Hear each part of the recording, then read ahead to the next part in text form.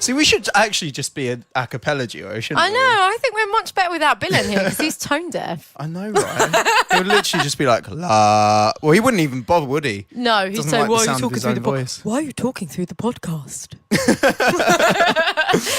Yes, everyone, you are joined by Gem and Erim. And no Bill today. Yay! That's really mean, actually. But, yeah... As if he cares, though. Whenever he's here, he basically just criticises everything we say. And he's like, no, actually, it was 1700 or something like that. It's, I feel freedom. I know, it's really, really nice. It's kind of liberating, isn't it? And also, I'm not feeling anxious watching him hold a mic wrong. Yeah, and you just can hear as he's talking. I think last time he was doing the podcast, he pretty much put the mic in his mouth, didn't he? It was like so far on his lip. Yeah. It was pretty much inside his face. We need to give him, like, in the time that we're going to have off in the next month or so, we need to give him, like, a little training montage, I think. A training montage? Yeah, how to hold a mic correctly without sounding like a robot as well. Oh, my gosh. Can we put a really funky score over that? Like some motivational music? It's already been done. As in, you know, even Rocky had a montage. Oh, okay. No, I think we can go one better than that. No. We can sing. We can a cappella our own montage music. That's quite niche as well. I like this. It's pretty good. Oh. And then what we'll do is we'll just get loads of outtakes of Bill refusing our advice because that's pretty much what he always does. Yeah. Okay. Let's do that. Yeah, brilliant. Season 2, bring it on. Oh, we should probably address the people that have never heard this podcast before. Indeed. Hi. Hello. Normally, there's 3 of us here. We're all siblings, and we're all obsessed with... games! Yeah, so I'm Gem. I'm the eldest of the 3. Oh, sorry, I beg your pardon. I'm Erim. I'm the youngest and the best. And then we're also joined by we're normally joined by our brother, who's the middle one, and he's a bit more boring. He's quite boring. Yeah. But if you like that kind of thing, you know, he will tell you everything as it is properly, including the ingredients, the labelling, the formula that goes with the construction of that thing. He probably knows that as well. Yep. All the dates, all the times. Science and maths. And Erin and I are more about... fun and just enjoying ourselves. Yeah, we're like actual normal people. Yeah, I mean robots. We're not that normal, to be fair. Well, but we can like camouflage ourselves. Yeah, we can exactly. People. Yeah, we're day walkers. We can kind of like get by as being normal. Just enough about us. So go on. Yeah, what are we going to be talking about today, then, Gem? Games, because this is a podcast about games. Which games? We're going to be looking at some video games today. I nearly called them computer games then. I'm really giving my age away. Why has the lingo changed over time then? Well, they're video games, aren't they? What's the difference? Computer, video games? I just feel like computer games is like a really 90s way of saying it. They're played on a computer? They are, can it not just be both? I don't know. Anyway. Oh, Jesus, I don't know! This is where we do need Bilen to be like, oh my God. Oh shit, Bilen, I take back everything I said about you. Tell me which one it is. I don't know. Oh God, my mind has just melted. Oh no, we're going to have to wait months before we hear from him as well. So, oh my gosh. Oh dear. Yeah, so the reason we haven't been around for a while is the 3 of us just haven't been in the same place. No, not at all. Sometimes not in the same country, certainly not in the same county for quite some time. So we have had a little hiatus. But this is going to be the last episode of Series 1 of My Turn Podcast. Season 1. Series 1. We agreed to season. Oh, for God's sake! No, you even wrote it. I wrote Gem's series. had like no sleep. And then you crossed it out and then you put season. Hang on, this Paper is the sound sounds. of my... I wrote this down in an attempt to be slightly more organised than I normally am. And she's still not organised. Wait a minute. I love that your paper has got faces on it. It does. Well. It's called Facebook. Oh my God! So she's got a notebook with faces in it. It's called Facebook. Yeah. Whoever did that, well done. It's just They a deserve a notepad cookie. that a really awesome person bought me. I love this. She's so organised, but she can't even find the page, and she's just flipping around. Look, it says here. Oh no, I can't find the page, Erin. Told you. It says here. Season. I Go can't back. find it. I think I saw it. Isn't it this one? Oh no. It says series, Erin. It says series. Oh, it originally said season. I stand corrected. Sorry, guys. Hang on, Erin. You know, in the last episode, you had that like noise. Can Yep. you please pop that in and I can't correct do it to yourself? myself. Yeah, you have to. I'll just edit it so you say season and I say series. I hate you right now. Okay, I'll put the sound in. So, what games are we going to talk about today, Erin? So I'm going to be talking about Empire Total War. Empire Total Yeah, War? I've gone over a few games from the series already. You love a strategy game. I do. I just love watching thousands of people just like murder each other while I'm in control. It's great.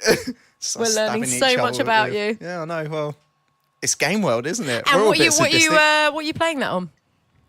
I'm actually playing it on Mac, though it is also available on PC. It's one of the few games that you can play on Mac, so I've got Macs, so I'm happy. Why is that, Erin? Why is there not more games on Mac? God hates Mac. They do, don't they? I mean, Steam hates Mac, I think. 'Cause Yeah, nothing on Steam is on. Well, it's hardly anything. Yeah, I originally thought Steam was going to enable me to play a lot more games on my Mac because I don't own a PC. I got Steam and then I was just like, oh, it's really rubbish games. Yeah, So I'm or quite it's just upset the about that. really, really successful ones, isn't it? All the No, it's not even that. Sorry, no, it's not really rubbish games. It's a really rubbish selection Yeah. of games. It doesn't have a lot of the successful ones doesn't. as well. No, it really doesn't. But thankfully, I've got a PlayStation 4, so, happy days. happy days. You can do that. Yeah. What so- are you talking about? Well, I'm going to be talking about Far Cry 5, which I've been playing for about 3 months. Yeah? 3 months?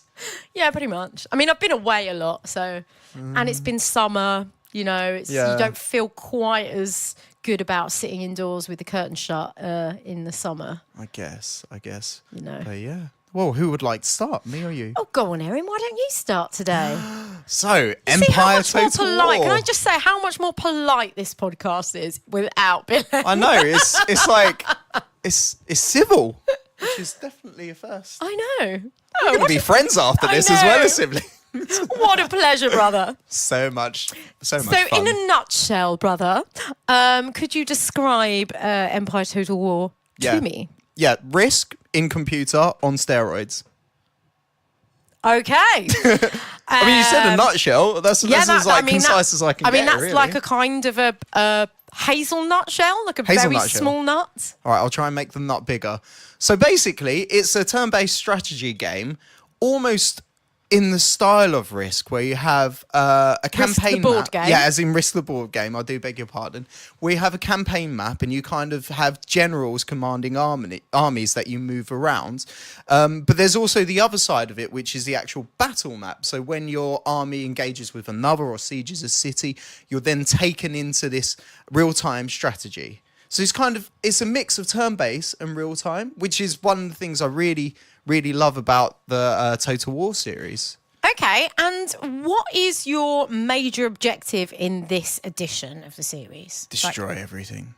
Everything. No, not quite. Do you have a bad guy? Do you have an evil force that you need to wipe out? No, not particularly. I mean, it depends on what faction you play. So every faction would be something like the British Empire or the French Empire, the Portuguese, things like that. They all have their own local rivals, and depending on the type of campaign you go for, Right. is to like what your objective is. If you've got a short campaign for the British, it might be something like take over Paris, colonize so many colonies in Southern America Sure. and things like that. So it all depends on what faction you play as. There's no real good guy, bad guy kind of thing. Mm-hmm. But yeah. Okay, so it's quite campaign based then. Yeah, so one of the things that actually really sells it to me is a lot of the time I found the campaigns for Total War games not as interesting as the battle side. However, this is the only one that I can really think of where I'm actually more engaged in the campaign side of it than the battle. The way I think they've put a lot of extra care into the campaign. There's a lot of kind of like, negotiations, trading, building up little settlements that will either give you things like ships or more trading with other nations, or like will open up more fishing villages and things like that. So you have to be quite careful in the way you play it. Whereas before it was just like building in your settlement.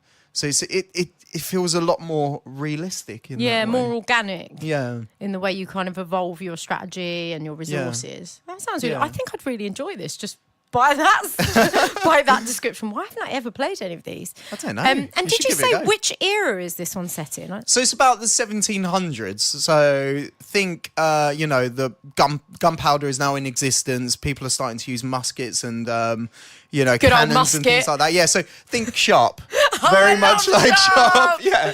Although So, that wasn't 17th. Was that 17th century Napoleonic Wars? It does go into Napoleonic Wars, so that's when it starts. But then this spans over hundreds of years. Right. So as you play as well, you get introduced to new technologies, new ways of fighting. Yeah.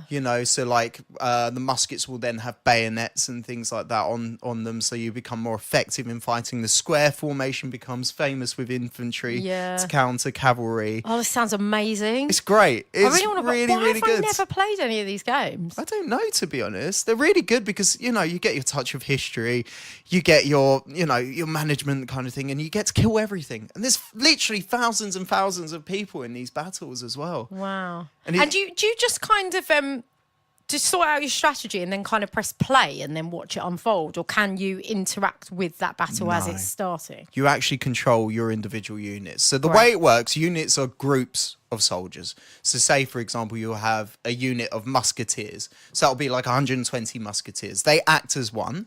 You can kind of control the shape of their formation individually, but you'll move them as an entire group rather than as individual people.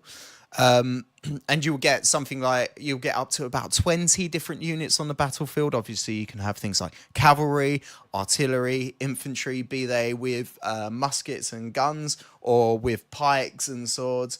And it's just how you use them in the battlefield.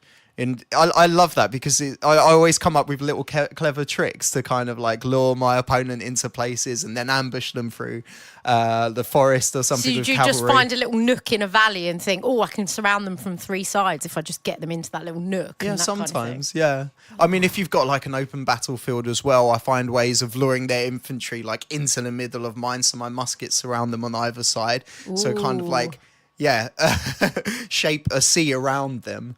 I just love that. I feel like a real commander. Amazing. And I was going to ask about that. Are you actually, like, is that your character? You're a commander. Yeah, so you Who don't... are you, basically, in this game? You're kind of like commander come god, I guess. Because you can never die on the battlefield. Though you will have like a faction leader, something like your king, that you're kind of playing as. But, as kings do, they come, they go. But you're still always in control. So You get to be God. Basically, but only of your units. You can't just like do whatever with their units as well. You can't just spawn an army of rainbow unicorns. I wish. Oh my god, I love unicorns. So you are commander god. So you can control whatever. You can't die, but you can't control your opponent. Cool. Okay. Yeah, this sounds great. This sounds like something I'm definitely going to pick up. So, tell me about what this game looks like, Erin. Music, feel of it. Is it sexy? That's what I'm getting at. It depends who. I think for Billen, he'd find it sexy. But, Why would he find it sexy? He's it's so just- boring. Yeah. It kind of, the way it's actually set up really kind of makes you feel like you're in that time. The music is very fitting and appropriate. The way the generals talk when they give you advice and stuff is very like posh English, Well, that's not really historically correct. Why not? It's what your interpretation of it. Well, yeah, okay. Honestly, if when you play it, you really feel like you're kind of in that era. The stylistic approach of all the way the things are laid out is very, very good as well. It really does pull you in, and I just absolutely love the feel of the game as well. It just, feels very natural. I found it quite easy to get into as well because there's quite a lot of complex different features, but you're also guided by an assistant. And I found it one of the easier ones of the Total War series to actually understand what I'm doing in the campaign map, what different characters' roles are as well. So you get agents like spies. Yeah, because some of the others, I know it takes you a while to kind of get your teeth into it, doesn't it? Yeah, it can be a bit frustrating sometimes. But I think this one, they've really, really nailed it. And when did this one come out? Did you say that already? I've just don't think I heard you say that. Well, it was the 5th in the series. It was released in 2009. So yeah, it's about 10 years ago. Just under 10 years ago. Amazing. Yeah. Great. Well, that sounds brilliant. Is there anything that you don't like about it or annoys you about it or you'd want to change? Okay, so as much as I love the graphics of the campaign map, they're really let down in the actual battle map. So obviously, Total War is all about that kind of like immersive, huge experience. Yeah. However, when you zoom out, you can really tell the units are a bit... The graphics kind of reduce so much that they look a bit cartoony. Yeah, I mean, this is quite an old game, though. If you're saying it came out nearly 10 years ago. I found Rome Total War, which I believe was the Total War game before this, was a lot better at actually maintaining that kind of image. Oh, interesting. Yeah, and I mean, it's only a minor gripe, really, that side of it. But the one thing I did think was quite a big one is actually the siege battles. You're never really sieging a big city or anything like that, which I really used to love in the other Total War games. They've since brought it back. But yeah, you just basically siege your fort. So a lot of your siege games, siege battles are very similar. So that gets a bit samey. I love the pitch battles. But yeah, as soon as it becomes a siege, I tend to just auto-resolve it because same thing, you just sit there with your cannons really far away, break as much of the wall as you can. Auto-resolve, what is that? Yeah. So if you didn't want to fight a battle, let's say, for example, it's a battle you're definitely going to win. Yeah. You can just auto-resolve it. So your commander of that group of units will then take the battle for you. According to something you've pre-programmed? Or No. Your commander, basically, as time goes on, they level up as well. So they get like a ranking system. So they get so many stars depending on how good they are.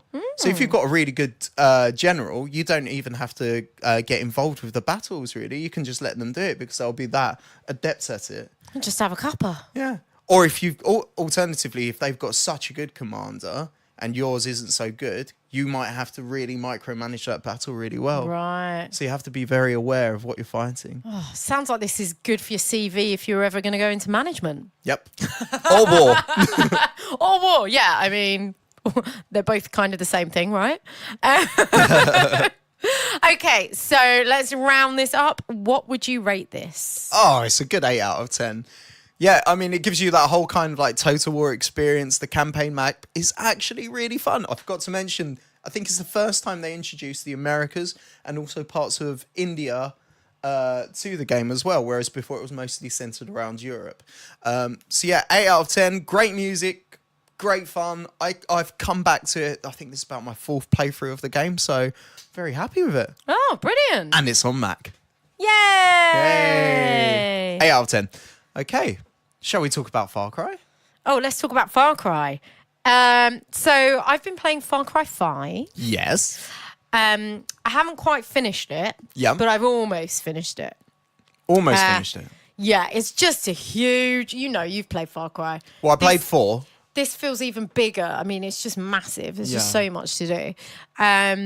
And I like a side mission, so it just takes me bloody ages. Are you going as a completionist, going for 100%, or are you just 100%? Okay. But I'm going to go until I'm bored, basically. Okay. So Far Cry, for anyone who's not played it, it's a series of games. They're all first-person shooter action adventure games. Yeah. And essentially, in a nutshell, you're a kind of one-person army taking down whatever the antagonistic forces of that particular edition of the series of Far Cry games.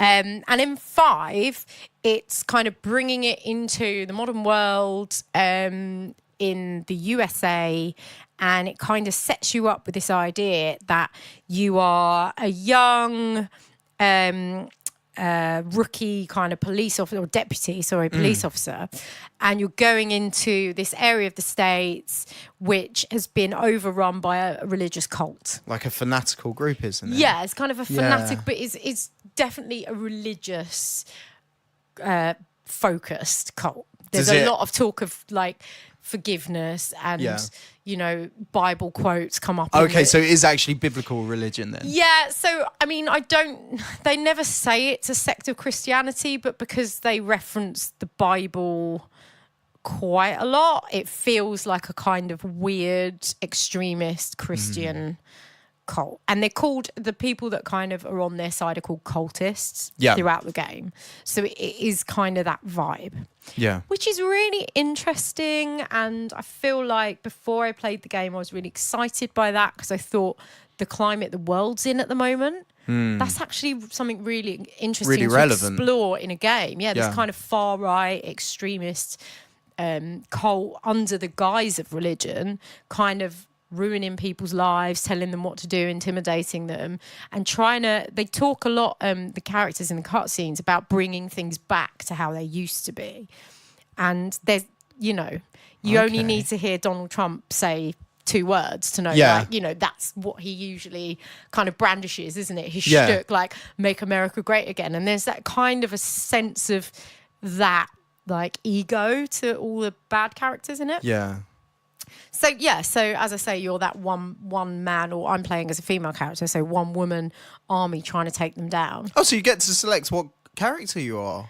Yeah, but okay. So I don't think that's been a feature in any of the other Far Cry games. You're normally just that person, you're just the person. Yeah.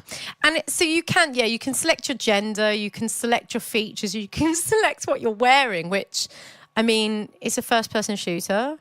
So you're not going to see what you're wearing. Exactly. The thing that really weirded me out about that is that you can like upgrade your costumes.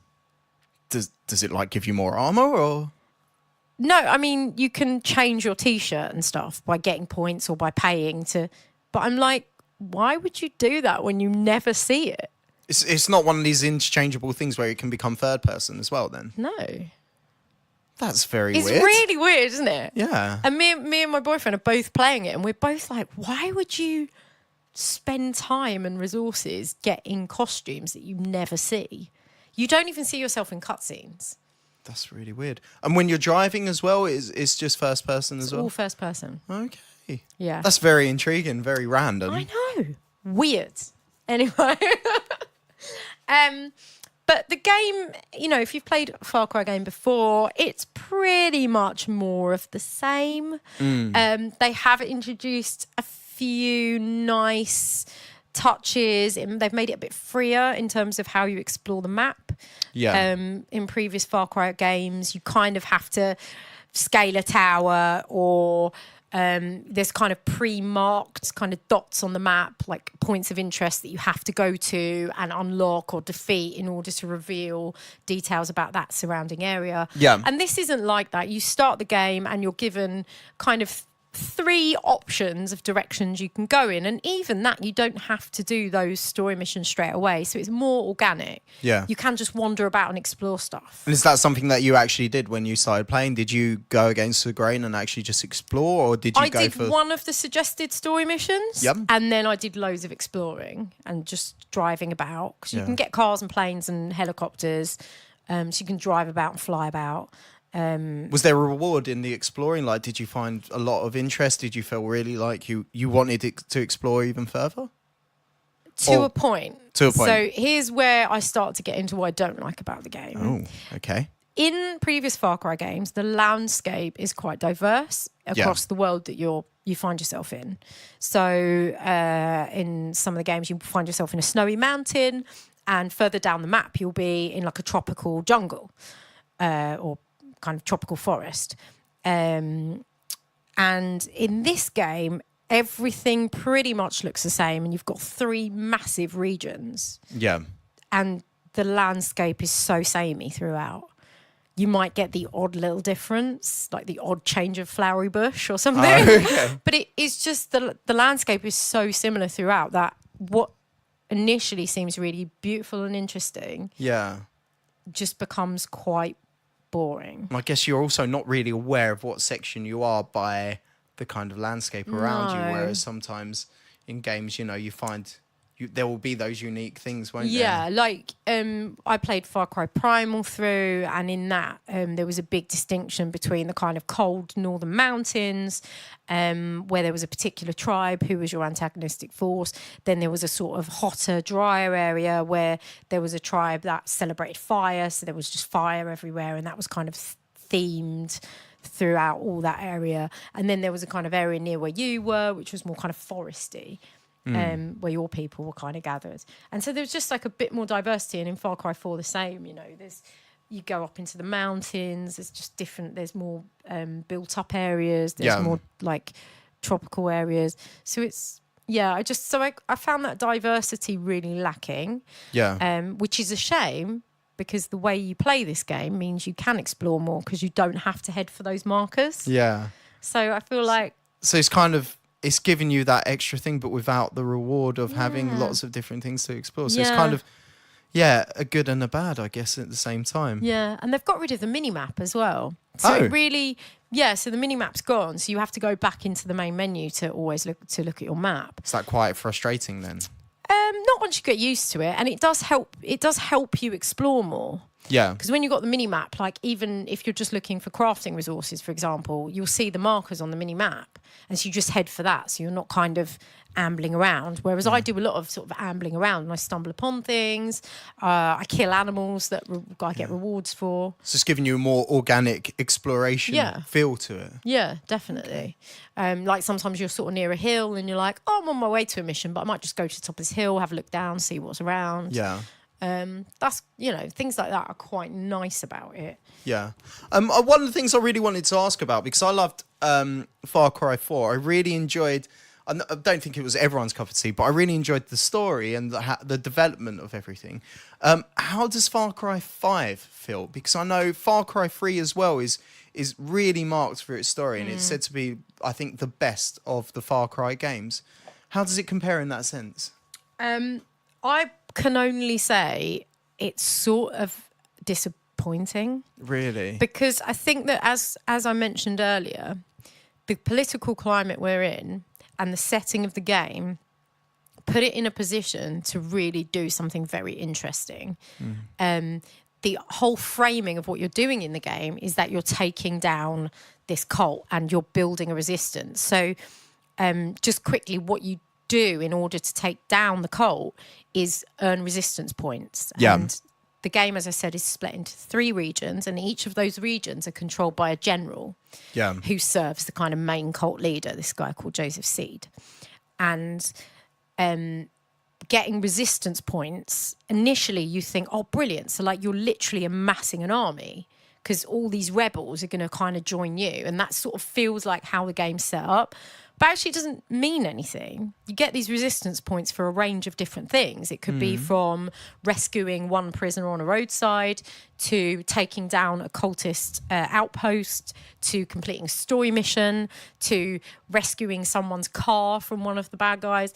It's just, and they're all giving you resistance points, but the resistance sort of doesn't feel like it grows with you. Yeah. So it's not like in Far Cry 4 where they start taking over bases and then you were able to control them to help you with sieges.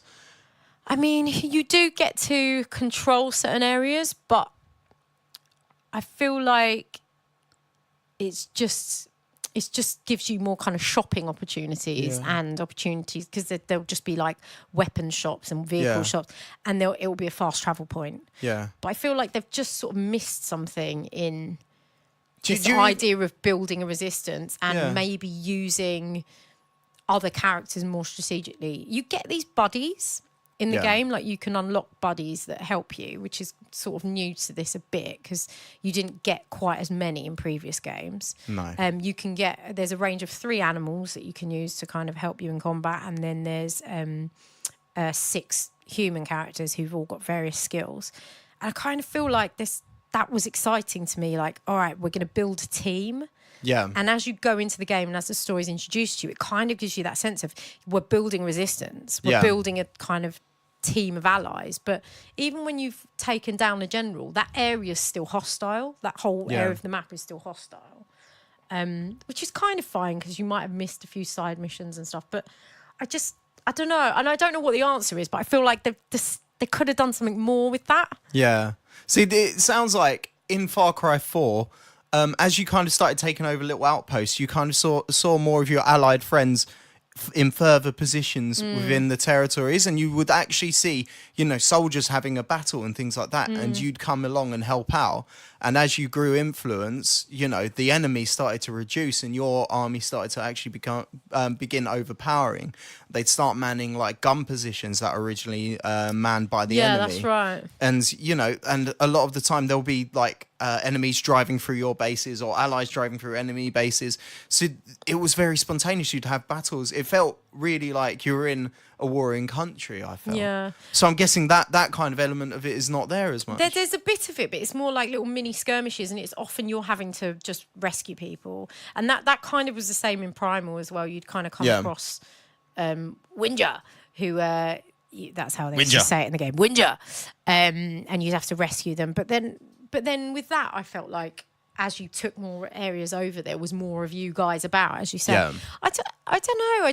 Maybe it's partly because the map is all the same and the characters are all the same. They're all these kind of rednecks. And actually, the other thing is the good guys are kind of not very nice either. Some of their some of the character opinions given to you in cutscenes, you just think, are they meant to be the good guys? They sound a bit backwards and a bit prejudiced as well, and you sort of don't really like anyone in the game. They're all a bit horrible. Okay. And in terms of that kind of religious fanatic element of the story, it's a weird mishmash because some of it goes into almost torture porn. Like, oh God. Yeah, some of it is really horrible. Like, you'll go into a building where they've got all these women shaved their heads and turn them into what they call angels. They've kind of pumped them full of this drug that they're making. Yeah. That kind of fries their brain and makes them subservient and extra violent and really resistant to weapons. But then there was one bit where you go in and like one of these angels just is being raped, I think, by a guard. And you're just like, that's horrible. Yeah. That's just vile. Goodness. And then there's like a side mission where you go into a haunted house and there's kind of like just dead bodies that are kind of been reanimated. Sounds very graphic. And you're just like, But then by the same token, you'll meet a character who's cracking jokes and being stupid. Or you'll have a mission where you need to collect cow testicles for a festival called Testy Fest. Testy Fest. I know. That's a fantastic name. Yeah, and this was really funny. Like, so you need to go and collect these certain bulls' testicles while they're mating. So you need to shoot them while they're having sex with a cow. And during this mini challenge, I guess it is, it plays Sexual Healing, the song Sexual Healing. So you're just like, what? It's so strange. And then there's another one where you kind of get drunk at a party and you wake up and there's a pig with a party hat on. Very strange. But yet in the next scene, someone's getting tortured and it's horrible. Yeah. And so you're like, I don't really know what this is. It's such a weird mishmash of tone. Well, you could find that in America, let's be honest.